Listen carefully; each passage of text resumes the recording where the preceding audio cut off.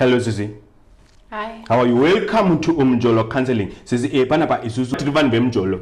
We are here to help you nenya zo Mjolo. Anything Mjolo, unoya panapa. Uneka Mjolo kadikidiki karukubutikira. Unongoya panapa ndikubatsira inini. Mjolo expect, So how can I help you? Thank you. The thing is, I'm having problems with my ex-husband. Who's your ex-husband name? Say Dallas.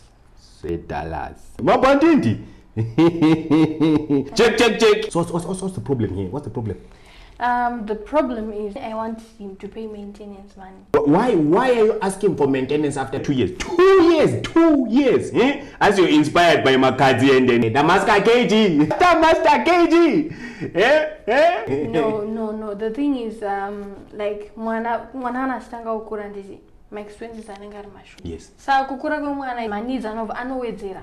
And chikafu akujugoga chikafu. Now haachango yamwe mkaka. Akuda pfeko zvinhu zvaka impi.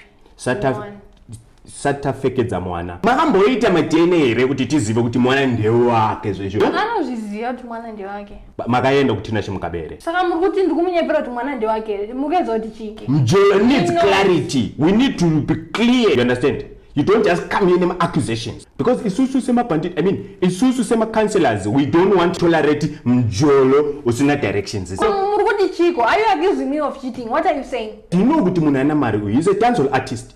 How do you expect him to send you money? Mjolo is not like that. Kanori Zimbabwe, you can't send the money out. Saka, why can't you be like an Olinda who sends everyone money? Mjolo needs someone who's very creative, man. Be creative and send him money for maintenance. Why are you being so defensive? Auntie ndio wakamramba one. Masofa. 5 side. I broke up with him because he was very abusive. Mona every day no garaga jako. Kana jako tanga utaura zvanoda. But you understand kuti depression is really sisi.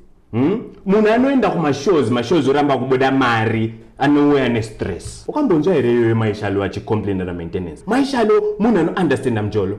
Why can't you do that? I can see you want to be a social media sensation, man. Ita my life. Siyane nekutsvaka mari zevanhu vasina mari. Right now you can't do this to us mapandit.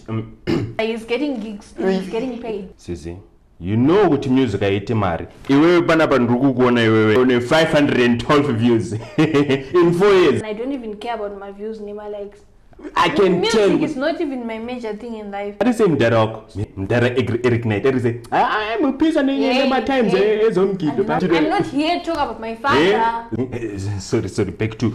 I'm a fan of mdara uti. Check do my small house go.